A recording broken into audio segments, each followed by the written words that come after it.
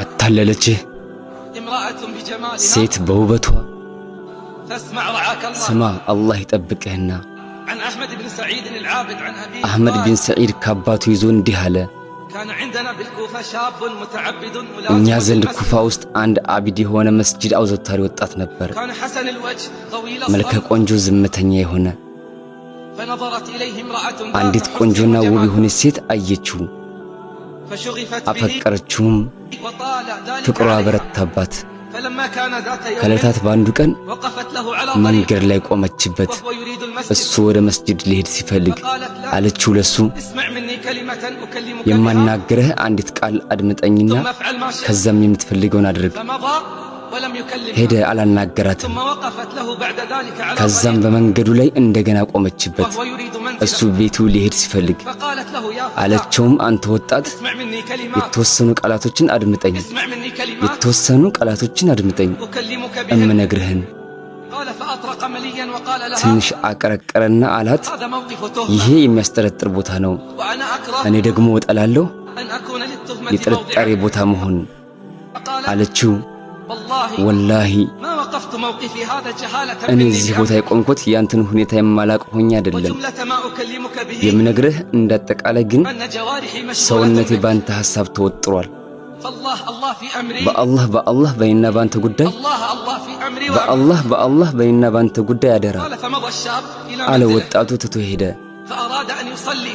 መስገድ ፈለገ ግን አልቻለም መስገድ ፈለገ ሶላቱን ማወቅ አቃተው ወረቀት አነሳና ደብዳቤ ጻፈ ከቤቱ ወጣ ሴቷ እዛው ቦታ ላይ ቆማለች ደብዳቤውን ወረወረላትና ወደ ቤቱ ተመለሰ ደብዳቤው እንዲህ ነበር ቢስሚላሂር ረህማኒር ረሂም እወቂ አንቺ ሴት ሆይ አላህ ተባረከ ወተዓላ ሙስሊም ባሪያው ሲያምጽ ይደብቃል ባሪያው ዳግም ወንጀል ሲመለስም ይደብቃል የወንጀል ልብስን ሲለብስ ማለትም ሲዘወትርበት ግን አላሁ ዐዘ ወጀል ለራሱ ቁጣን ይቆጣል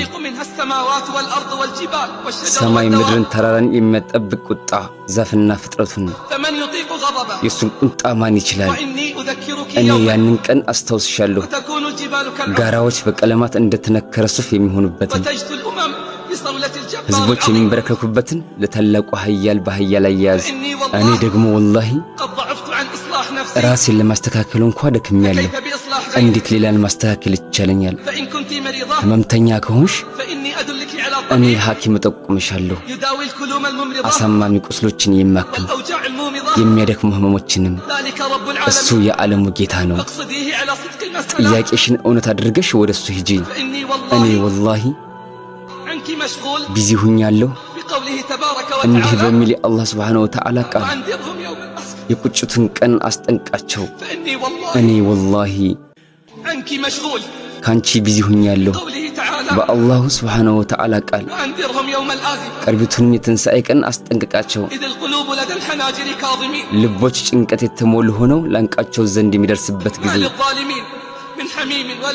ለተበዳዮች የላቸውም ምንም ወዳጅና ተሰሚ አማላጅ አላህ አይኖችን ክዳት ያውቃል ልቦችም የሚደብቁትን ሁሉ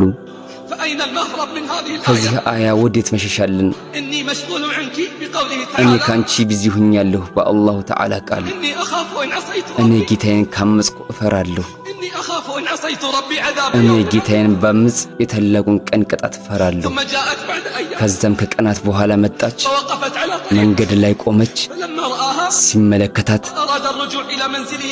ወደ ቤቱ መመለስ ፈለገ አለችው አንተ ወጣት ሆይ እንዳትመለስ ካሁን በኋላ መገናኛችን አይሆንም አላህ عز وجل ፊት ካልሆነ በቀር ብርቱ ለቅሶንም አለቀሰች ከዛም አለችው ምክረኝ የምሰራበትን ወጣቱም ማለት አላህን በመፍራት እመክርሻለሁ በድብቅም በግልጽም አላህን በመፍራት እመክርሻለሁ በድብቅም በግልጽም ራስሽንም ጠብቂ የአላህንም ቃል አስታውሺ እርሱም ያ በሌሊት የሚያስተኛችሁ በቀንም የሰራችሁትን ሁሉ የሚያውቅ እዚያም የተወሰነውን ጊዜ ይፈጽም ዘንድ በእርሱ በቀን ውስጥ የሚቀሰቅሳችሁ ነው። ከዚያም መመለሻችሁ ወደ እርሱ ነው። ከዚያም ተሰሩት የነበራችሁትን ሁሉ ይነግራችኋል። እርሱም ከባሮቹ በላይ ሲሆን ሁሉን አሸናፊ ነው። በእናንተም ላይ ጠባቂዎችን መላእክትን ይልካል። አንዳችሁንም ሞት በመጣበት ጊዜ የሞት መላእክተኞቻችን እነርሱ ትእዛዛትን የማያጓድሉ ሲሆኑ ይገድሉታል። ከዚያም እውነተኛ ወደ ሆነው ጌታቸው ወደ አላህ ይመለሳሉ። ንቁ፣ ፍርዱ ለእርሱ ብቻ ነው። እርሱም ከተቆጣጣሪዎች ሁሉ ይበልጥ ፈጣን ነው። አለ አቀረቀረች፣ ብርቱ ለቅሶንም አለቀሰች።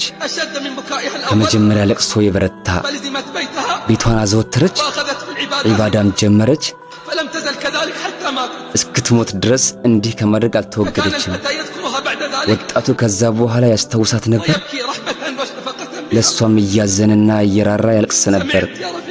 ሰማህ የመንገድ ጓዴ፣ ሰማሽ? ዱንያም አላታለላቸችውም፣ ሴትም በውበቷ አልፈተነቻቸውም። እሷም ምክሩን ሰማች፣ በጌታዋም ንግግር ተጠቀመች።